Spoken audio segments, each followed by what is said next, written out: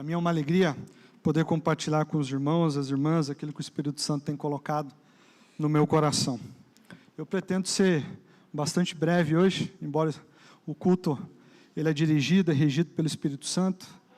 Ele faz o que ele quiser, mas no que me cabe eu quero ser bem breve, porque o que eu gostaria de fazer hoje, na verdade, é expressar para vocês um pensamento, é quase um devocional. Pastor Pio, eu já por 2 ocasiões eu escutei falar que nós pastores, falamos muito pouco da forma como nós vivemos, da forma como nós olhamos para a vida, para as pessoas, como nós tomamos decisões. A gente se preocupa às vezes muito, com a parte técnica ali da mensagem, da pregação, as chaves hermenêuticas, homilética e tudo isso que envolve quem se prepara para estar aqui. Mas hoje eu gostaria então de falar um pouquinho de como é que o Espírito Santo tem me ministrado, o que ele tem me mostrado a respeito do Evangelho, a respeito de Jesus. Então, isso aqui é mais uma conversa. Se eu falar alguma coisa que ficar meio esquisita aí para você, me concede uma licença poética aí, fica tudo certo, a gente vai seguindo, vai avançando. Amém? Eu creio, meus irmãos, na literalidade da Bíblia. O que isso significa? Eu acredito que aquilo que está escrito aconteceu exatamente como está escrito. Salvo um texto ou outro, onde o escritor ele fala, olha, isso aqui é uma parábola, isso aqui é uma metáfora, isso aqui é uma alegoria. Para mim, a forma como eu fui ensinado, a Bíblia, aquilo que está registrado ali, aconteceu exatamente da forma como está escrita. Então, para mim, o jardim, o Éden, não é uma alegoria, aquele lugar existe. Para mim, o que aconteceu com Noé, o dilúvio, aquilo ali também aconteceu da forma como está escrito ali, houve sim um dilúvio de proporções mundiais. Então, para mim, a forma como eu aprendi, a forma como eu fui ensinado, educado nas Sagradas Escrituras, foi dessa forma. Olha, aquilo que foi escrito aconteceu exatamente da forma como está escrito. Eu também aprendi que não existe nenhuma tradição humana, não existe nenhuma tradição eclesiástica que é superior à palavra de Deus. Não existe nada de particular revelação, onde Deus revelou somente a uma pessoa, um homem, aquele homem estabeleceu uma tradição, estabeleceu um rito sobre aquilo, e aquilo então passou a ser superior à palavra. Para mim, a Bíblia, ela é a maior regra de fé que existe. Eu não consigo misturar a Bíblia com filosofia, eu não consigo misturar a Bíblia com uma tradição humana. A Bíblia, ela não concorda com essas coisas, são essas coisas que concordam com a Bíblia. Então, para mim, na forma como eu fui ensinado, na forma como eu fui educado, a Bíblia, ela tem a mais alta posição dentro da vida do cristão. A Bíblia não é mais um livro que está ali junto com os outros, ela é o livro. A Bíblia expressa a vontade perfeita e agradável e boa de Deus. A Bíblia revela quem nós somos, nos ensina a viver, nos ensina a negociar, nos ensina a como deve ser o casamento, nos ensina como devemos criar os filhos. A Bíblia, para mim, é tudo. É o livro mais importante que há sobre a terra, e o próprio Jesus afirma que nenhuma palavra sequer, nem um tio sequer, vai passar daquilo que está escrito. O pastor Ivo, no começo, orou dizendo que tinham algumas coisas que estavam se cumprindo. Na verdade, faltam pouquíssimas coisas se cumprirem para que Jesus possa vir. Amém? Por gentileza, abra sua Bíblia lá em Salmos, capítulo 8. Vamos ler dos versos 4 até o verso 6. Quem é o homem mortal para que te lembre deles, e o filho do homem para que o visites? Pois pouco menor o fizeste do que os anjos, e de glória e honra o coroaste. Fazes com que ele tenha domínio sobre as obras das tuas mãos, e tudo puseste debaixo de seus pés. Aleluia. De todas as coisas que Deus cria, lá em Gênesis, a única coisa que Deus dá honra e dá glória é o homem. O homem, você já deve ter escutado essa expressão, ele é a coroa da criação. Ele é aquilo que recebeu honra, que recebeu glória, é a peça mais importante da criação, é o homem.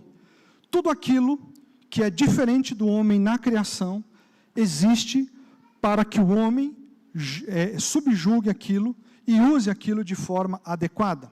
As coisas estão para o homem e não o homem para as coisas. Por gentileza, abra sua Bíblia agora em Gênesis, no capítulo 3, os versos 14 a 24. É um texto bastante conhecido, um pouco longo, mas ele vai servir para embasar aqui o pensamento. É o texto logo após o Senhor ter ido ao jardim e não ter encontrado o homem onde ele havia o colocado.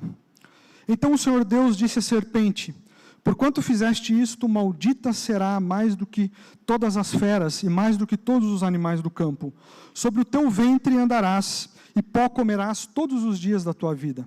Eu porei inimizade entre ti e a mulher, e a tua semente e a sua semente. Esta te ferirá a cabeça, e tu lhe ferirás o calcanhar. E a mulher disse: multiplicarei grandemente a tua dor e a tua conceição. Com dor darás à luz filhos, e o teu desejo será para o teu marido, e ele te dominará. E a Adão disse: porquanto deste ouvidos à voz de tua mulher, e comeste da árvore que te ordenei, dizendo: não comerás dela, maldita é a terra por causa de ti. Com dor comerás dela todos os dias da tua vida. Espinhos e cardos também te produzirá, e comerás a erva do campo. No suor do teu rosto comerás o teu pão, até que te tornes a terra, porque dela foste tomado, porquanto és pó, e em pó te tornarás. E chamou Adão o nome de sua mulher Eva, porquanto era a mãe de todos os viventes. E fez o Senhor Deus a Adão e a sua mulher túnicas de peles, e os vestiu. Então disse o Senhor Deus: eis que o homem é como um de nós, sabendo o bem e o mal. Ora, para que estenda a sua mão e tome também da árvore da vida, e coma e viva eternamente. O Senhor Deus, pois, o lançou fora do jardim do Éden, para lavrar a terra de que fora tomado. E havendo lançado fora o homem, pôs querubins ao oriente do jardim do Éden, e uma espada inflamada que andava ao redor, para guardar o caminho da árvore da vida. Amém. O homem até então, antes de pecar, até esse momento, ele era tido como a coroa da criação. Aquilo que na criação tinha um lugar de destaque, tinha um lugar de honra. Ao homem também foi delegada toda a autoridade sobre esse mundo, sobre essa terra. O homem podia governar, podia sujeitar a terra e os animais, mas por causa do pecado, ele então entrega essa autoridade e perde o lugar no qual Deus o havia posto. Sabemos que Deus, ele vinha até o homem e a mulher na viração do dia, ou seja, quando o dia iniciava, para se relacionar com eles. Mas em um determinado dia, quando Deus vem, ele faz uma pergunta ao homem. Nós sabemos que Deus, ele vinha até o jardim do Éden, ali na viração do dia, ou seja, no início do dia, para se relacionar com o homem. Por que na viração do dia? Por que no início do dia? A viração do dia não é o final? Não, viração do dia é o início do dia. Nós somos hoje regidos por um calendário gregoriano, um calendário que tem o sol como referência. Mas o judeu, ele é regido por um calendário que tem a lua como astro principal. Então, o judeu, ele determina quando um dia começa e quando ele finda, não pelo sol, pela lua. Então, quando Deus vinha ter com o homem, ele vinha no início do dia, porque as coisas mais importantes nós fazemos primeiro. Esse relacionamento de Deus com o homem era tão importante, que Deus deixava absolutamente tudo aquilo que ele estava fazendo, e ele vinha no começo do dia, se relacionar com o homem, falar com o homem, revelar ao homem quem ele era. Mas num determinado dia, Deus chega lá no jardim, e ele esperava encontrar o homem num determinado lugar, numa determinada posição. E quando ele chega no jardim, ele faz uma pergunta, que está lá em Gênesis 3:9. E chamou o Senhor Deus a Adão e disse-lhe: Adão, onde que você está? É uma pergunta intrigante. Ele não pergunta para o homem, o que você fez? Por que você fez isso? Deus é onisciente. Deus sabia o que o homem tinha feito. Sabia o que a mulher tinha feito. Mas ele não lida com o homem desse jeito. Ele pergunta para o homem, aonde é que você está? Eu te coloquei numa posição, eu te coloquei num lugar, e eu estou acostumado a tratar com você, a conversar com você, a ter com você nesse lugar. E você não está mais nesse lugar. Aonde é que você se meteu, Adão? Aonde é que você está? Se ele pergunta onde estás, é porque o homem e a mulher não estavam mais na posição, no lugar onde Deus os havia colocado. Uma vez que o pecado adentra a vida do homem, Deus os expulsa do jardim, e eles passam a viver no mundo com a visão de quem foi expulso. O texto que nós lemos, um pouco antes, ele fala que a mulher, a partir então daquele momento, ela daria a luz debaixo de muito sofrimento, de muita dor. Também fala que o homem, ele teria o seu sustento a partir de muito esforço, de exaustão, do suor.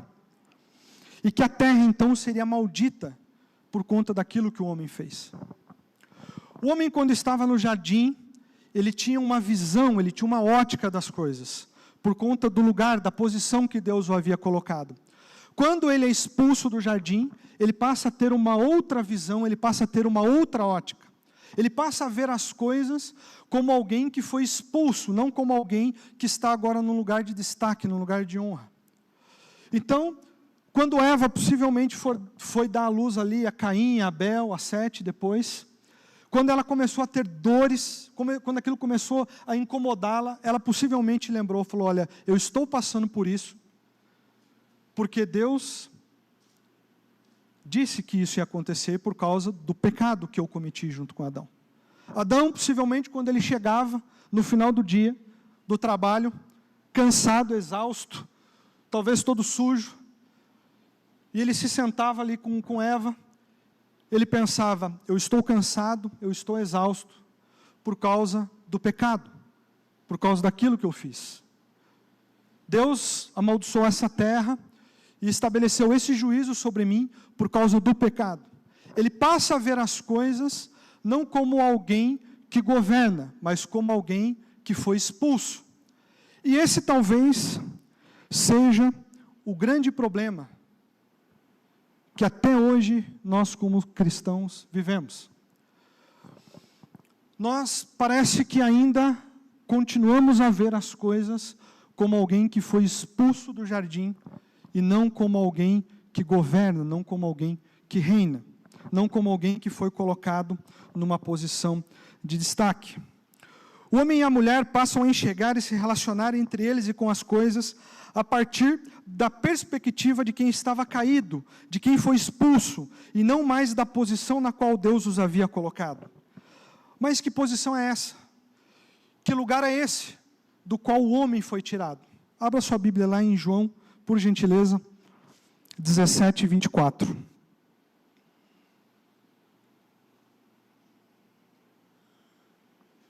Esse capítulo 17 é uma oração muito linda que Jesus faz. Nesse capítulo, João narra a oração que Jesus faz antes de ser traído. Ele ceia com os seus discípulos, ele os instrui acerca de várias coisas que aconteceriam, avisa Pedro a respeito da negação, e aí então Jesus faz essa oração. Olhe só o que João registra no verso 24.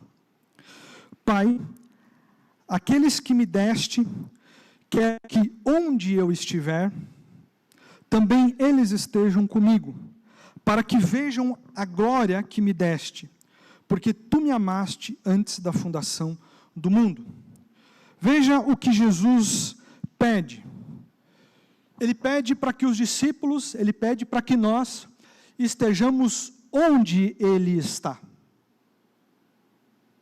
Que lugar é esse, então, que Jesus está? Abra lá, em João 18, 1, por gentileza. Na verdade, é só dar uma folhada. É o próximo capítulo. É o final da oração de Jesus. Tendo Jesus dito isto, saiu com os seus discípulos para além do ribeiro de Cedron, onde havia um jardim, no qual ele entrou e os seus discípulos também. Jesus faz essa oração.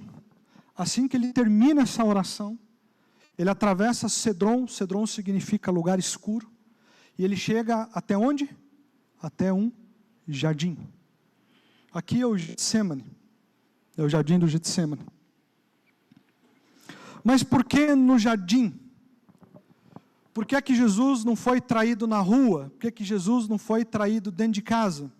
Por que é que Jesus, ele tinha que ser traído no jardim? Para que fosse feita justiça por mim e por você.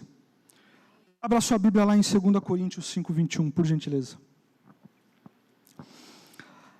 Aquele que não conheceu o pecado, o fez pecado por nós, para que nele fôssemos feitos justiça de Deus. Imagine a cena, Jesus ali no jardim, chega Judas, nós sabemos que Judas o traiu com um beijo. Jesus é tirado do jardim, e quando ele olha para trás, ele vê os discípulos ficando no jardim. Jesus restaura a posição que o homem tinha antes da queda. Que posição é essa? Posição de justiça. Mas não faz muito sentido nós falarmos assim de justiça. De que justiça é essa? Ou, afinal de contas, o homem pecou. Era certo, era justo que houvesse juízo. Como é que então Jesus, ele reestabelece essa posição de justiça? É porque a justiça na Bíblia não tem nada a ver com essa justiça que nós conhecemos aqui desse mundo. A justiça na Bíblia, ela significa uma outra coisa. A palavra no grego que está ali em 2 Coríntios capítulo 5, versículo 21, é dikaiosune. Dikaiosune significa o estado daquele que é como deve ser. Então Jesus, ele olha para o homem e ele fala assim, olha, o homem, ele não é como deve ser. O homem caído, o homem expulso, o homem afastado de Deus, o que aconteceu com o homem, nesse sentido, foi uma injustiça. Eu, Jesus, preciso restabelecer justiça. Então ele assume todo esse pecado, ele assume toda essa culpa. Uma vez que ele assume isso, já não há mais pecado sobre o homem, e aí então Jesus estabelece justiça. O homem volta para o estado daquele que é como deve ser. Essa é a justiça na Bíblia. Tem muito cristão confundindo o assunto justiça. Muitas vezes nós achamos que o exercício da retidão, os valores que temos, uma vida piedosa, honestidade, integridade e qualquer outra virtude fazem com que sejamos justos. E por isso, talvez, tenhamos o direito de ser mais abençoados do que aqueles que não praticam essas virtudes têm. Mas não é assim que funciona no mundo espiritual. Nós não praticamos as virtudes, nós não somos íntegros, nós não somos honestos, nós não agimos corretamente diante das pessoas e das situações para nós sermos justos. Nós fazemos essas coisas porque nós fomos justificados. É um jeito totalmente diferente de olhar para a vida. Você para de botar a fé, você para de botar a confiança no jejum, no dízimo, na sua santidade, e você passa a botar a sua fé, a confiança, 100% exclusivamente na obra de Cristo Jesus. Porque foi Ele que fez justiça, e não nós. Mas nós praticamos as boas obras, porque faz parte de quem nós somos praticar as boas obras. Nós fomos justificados por Ele, fomos lavados no seu sangue, fomos glorificados juntamente com eles. Então, para nós, é natural ter uma vida santa, uma vida reta, uma vida justa. Tira um peso das costas. Aquela vida cristã desgraçada, miserável, que muita gente vive, de peso, tentando justificar a si mesmo através de uma vida virtuosa, esse peso todo sai das costas, você para de se esforçar em fazer essas coisas, como o pastor Marco Aurélio leu aqui no início do culto, dos frutos do Espírito, você passa a exercer os frutos do Espírito, simplesmente porque faz parte de quem você é. Nenhuma árvore faz força para dar algum tipo de fruto, ela dá o fruto naturalmente, porque ela sabe quem ela é. O que talvez nos falte é saber quem nós somos em Cristo Jesus. Faltava, agora nós sabemos. Abra por gentileza a sua Bíblia lá em Romanos 4, versos 20 a 25. Paulo está aqui falando de Abraão. E não duvidou da promessa de Deus por incredulidade, mas foi fortificado na fé, dando glória a Deus. E estando certíssimo de que o que ele tinha prometido também era poderoso para fazer. Assim, isso lhe foi também imputado como justiça. Como é que justiça foi imputada a Abraão? Baseado na fé. Então, justiça não tem nada a ver com aquilo que eu pratico. Justiça tem a ver naquilo, ou melhor, em quem eu acredito. Ora, não só por causa dele está escrito que ele fosse tomado em conta, mas também por nós, aleluia, a quem será tomado em conta? Os que cremos naquele que dentre os mortos ressuscitou, a Jesus nosso Senhor, o qual por nossos pecados foi entregue e ressuscitou para a nossa justificação. Aleluia. Abraão é justificado pela fé e não pelas obras. É a fé que me coloca numa posição de justiça. Fé no quê? Em Jesus e na sua obra. Vamos voltar um pouco ali a João. Perceba que na narrativa de João, quem conduz os discípulos até o jardim é Jesus. A ideia de ir até o jardim não é de nenhum discípulo. A ideia de ir até o jardim é do próprio Jesus. Jesus é que toma os discípulos e fala, vamos até o jardim, vamos até o Getsêmani. Não somos nós, não são as nossas obras que vão fazer com que nós tenhamos acesso a Deus novamente. É a obra de Jesus. É Ele que nos leva até o jardim.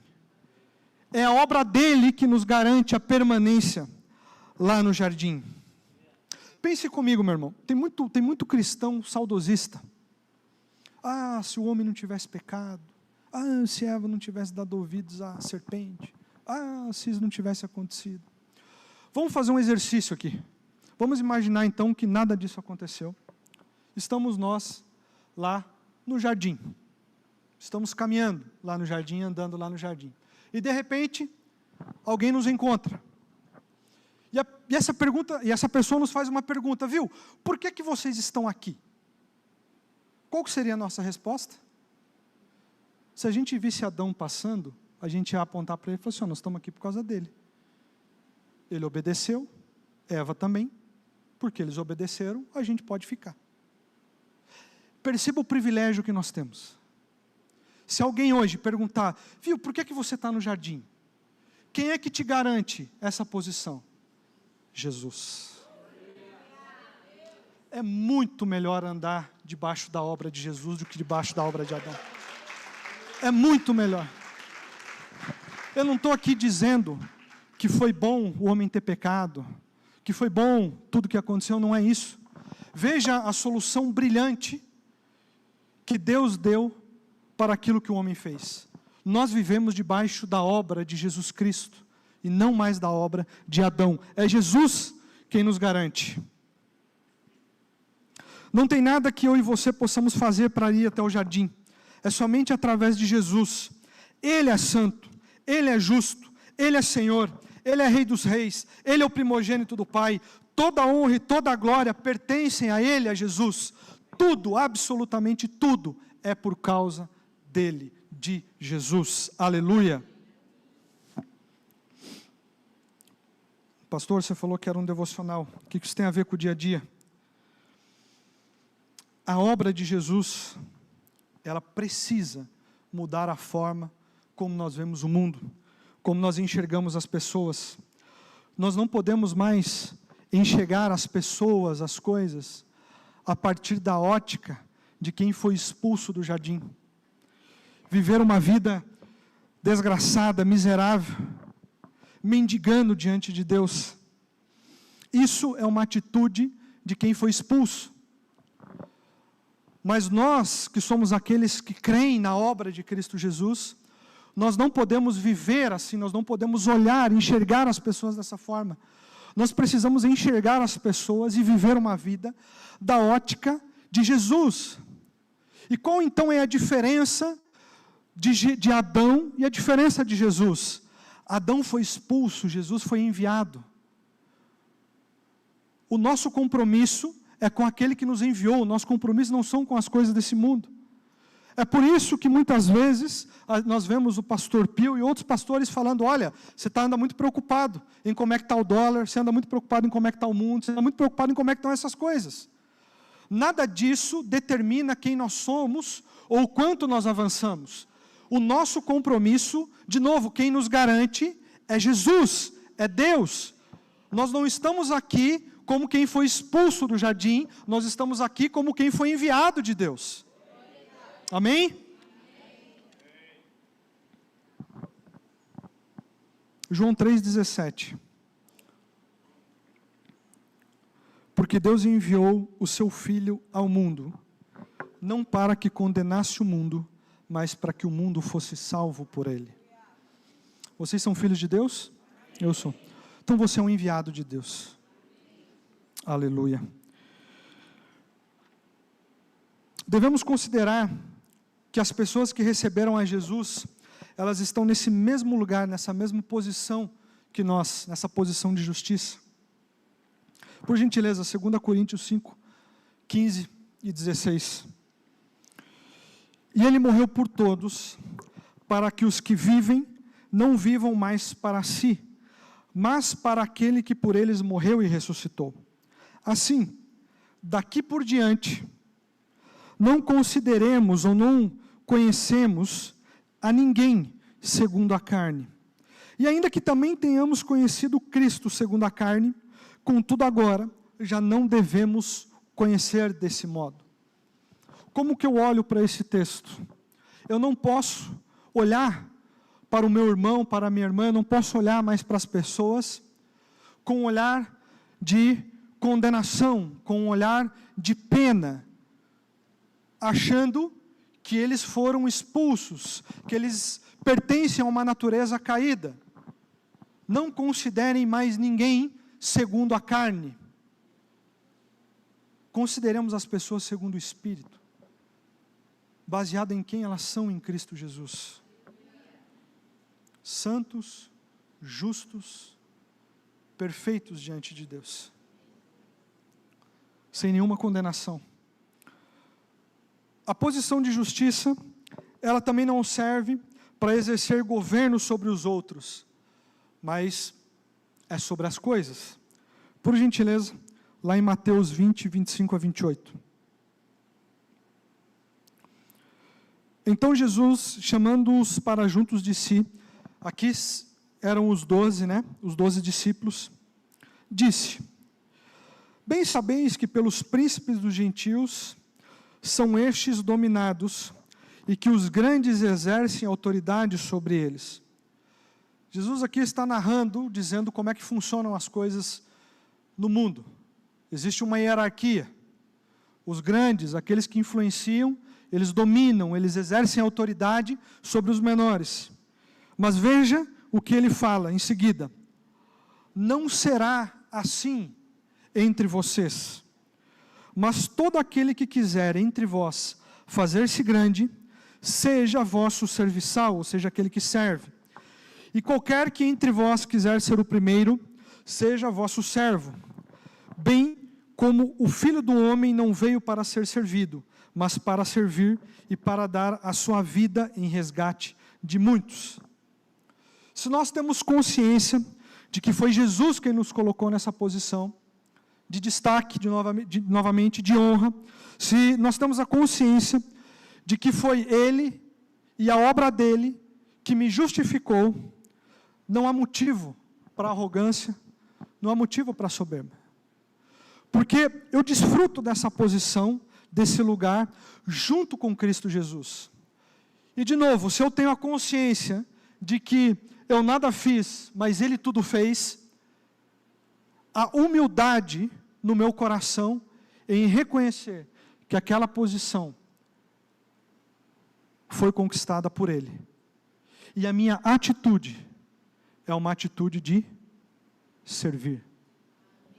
É uma atitude de amar. A posição é para influenciarmos e ajudarmos os outros a desfrutarem desse lugar. É levarmos os outros a terem uma vida abundante e eterna. Muitas vezes, a impressão que eu tenho é que quando nós falamos desse tipo de coisa, falamos que você é amado de Deus, que você é filho de Deus, que você foi justificado juntamente com Cristo, que você é glorificado com Ele, parece que o que vem à nossa mente é o que nós podemos obter com isso. Bom, se eu sou filho de Deus, Deus não ia deixar o seu filho passando necessidade. Amém? Isso é uma verdade também. Se eu sou filho de Deus, eu tenho direito a isso, aquilo, aquele outro. E várias coisas de ordem material. Várias coisas que têm relação com esse mundo. Eu diria que também é isso. Mas principalmente, não é só isso. Jesus fala que Ele veio para que nós tenhamos uma vida e uma vida abundante. Ele fala também de vida eterna. Mas o que é então vida abundante? O que é vida eterna? Abra sua Bíblia lá em João 17, verso 3. Ainda dentro da mesma oração que Jesus faz. E a vida eterna é essa, que te conheçam a ti, o único Deus verdadeiro, e a Jesus Cristo, a quem enviaste. Não tem relação com aquilo que nós temos, ou com o que nós possuímos, mas tem a ver com o que nós somos. Estar nessa posição de justiça, não tem a ver, meu irmão, com o tanto de dinheiro que você tem na conta, com quantos carros você tem, se você é dono de uma empresa, se você é dono de nenhuma empresa, se você é dono de 500 empresas, tem a ver com uma postura, tem a ver com uma forma de viver a vida. Deixa eu dizer algo aqui para vocês. Eu conheço algumas pessoas que não têm muito, mas vivem isso aqui, assim, cabalmente, acreditam nisso aqui assim, e eu conheço algumas pessoas que têm muito e têm uma vida miserável, não sabem quem são em Jesus, ainda acreditam em justiça própria, ainda fazem obras não baseadas em quem são, mas fazem obras para barganhar com Deus, para barganhar com Jesus, como se isso fosse possível, como se tivesse cabimento isso. Deus entrou com tudo, nós não entramos com nada. Não tem como a gente oferecer qualquer coisa para Deus que sequer chegue perto de quem é Cristo Jesus. Meu irmão, você acha mesmo que o nosso dízimo, a nossa oferta, aquele jejum bem meia boca que de vez em quando a gente faz, você acha que aquilo ali move Deus? Você acha que aquilo ali consegue extrair de Deus alguma coisa? Depois dele ter entregue Jesus? Não faz sentido. Para quem gosta de usar a razão, não faz sentido uma coisa dessa. Ele vai, ele entrega Jesus, ele me purifica, ele me justifica, ele me glorifica, mas não. Eu preciso fazer coisas ainda para obter a aprovação de Deus. Eu preciso fazer coisas ainda para estabelecer aqui uma justiça própria, para achar que eu sou mais digno de ser abençoado do que quem talvez não tenha uma vida tão reta, tão justa como eu tenho. Não faz o menor sentido uma coisa dessa. Se a gente aplicar só lógica aqui, não precisa nem abrir texto bíblico, não faz sentido. Agora, se eu passo a viver uma vida baseada em quem eu sou, e eu começo a usar as coisas para servir as pessoas, eu começo a usar essa posição para trazer outras pessoas ali também para comigo, para conscientizar as pessoas de quem elas são em Jesus, para que então os frutos do Espírito comecem a serem produzidos na minha vida. Aí sim, eu vivo uma vida santa, uma vida reta, uma vida justa diante de Deus, baseada em quem eu sou. É um paradoxo isso, eu sei. A macieira ela é macieira porque produz maçã? Ou ela produz maçã, por isso é macieira? É um paradoxo. É claro que ela produz maçã, porque ela é macieira. O que ela é mais importante do que ela faz. O que ela faz reflete quem ela é. O problema, às vezes, do comportamento é esse. A gente quer ficar, primeiro, se comportando de uma determinada forma, para daí achar que a gente é aquilo. A gente precisa começar a se comportar baseado em quem a gente é. Aí vai ficar mais fácil, fica mais tranquilo. Amém? Vocês estão me olhando como se eu tivesse duas cabeças. Está meio pesado aí? É bênção, meu irmão. É bênção. Aleluia. Aprendamos a viver como filho de Deus, como quem foi enviado e foi justificado, e não como alguém que foi expulso. Aleluia. Para finalizar, eu gostaria, pessoal do louvor, se quiser subir, fique à vontade. Eu queria assim só fazer uma vírgula aqui, nesse devocional, nesse pensamento. Eu tenho escutado, agora com uma certa frequência, né? Tem aumentado isso. Tem alguns irmãos aqui preciosos, assim, gente de Deus, assim, irmãos queridos, assim. Eles têm se referido a esse evangelho, e os irmãos aqui já me conhecem. Eu não tenho outro evangelho para pregar. É isso aqui. Eles têm se referido a esse evangelho como o evangelho da hipergraça, o evangelho da graça.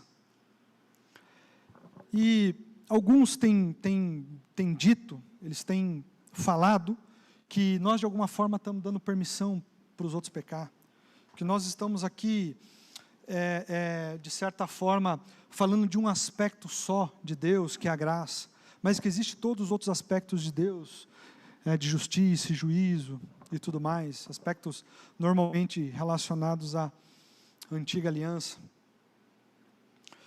E eu queria ler um texto com vocês.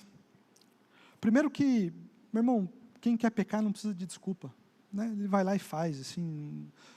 Você acha que eu, pastor Ivo, pastor Marco, qualquer pastor que tem a gente se acha no direito de dizer para alguém se pode pecar ou não? Chega a ser cômico esse tipo de argumentação. Mas assim, é o tipo de coisa que a gente tem escutado. Mas eu queria ler um texto com vocês, acho que eu nem passei para o pessoal lá da mídia, me perdoem. Está lá em Tito 2, 11 a 13. Se der tempo aí, de achar, senão eu leio aqui. E esse evangelho que nós pregamos aqui, ele não é para isso. Não é para você viver uma vida absoluta, fazer o que você quiser, desrespeitando a obra de Jesus, desrespeitando o evangelho. Não tem nada a ver com isso. Quem fala esse tipo de coisa não compreende ainda exatamente o que nós estamos pregando, o que nós estamos falando. Olha o que Paulo escreve a Tito. Porque a graça salvadora de Deus se há manifestada a todos os homens, ensinando-nos que, renunciando à impiedade, às concupiscências mundanas, vivamos nesse presente século, sóbria, justa e piamente, aguardando a bem-aventurada esperança e o aparecimento da glória do grande Deus e do nosso Senhor Jesus Cristo. A graça nos ensina que devemos renunciar à piedade, às concupiscências mundanas, que nós devemos viver de forma sóbria, justa e piamente. É assim que nós devemos viver a vida, baseado em quem nós somos. O que nós temos feito é simplesmente informado as pessoas de quem elas são em Cristo Jesus. É dizer a elas que, olha, você não precisa fazer mais nada para ser aceito diante de Deus. Jesus já fez tudo. Passe a viver a partir da obra dele, não mais no seu esforço. Não tem autorização para pecar, não tem viva de qualquer jeito, não tem nada disso. Pelo contrário, se você entende a graça corretamente, se você entende o que é a morte, a ressurreição e a glorificação de Jesus, é assim que nós vivemos, de forma piedosa, sóbria e justa diante de Deus. Fiquem na paz e na graça de Cristo Jesus.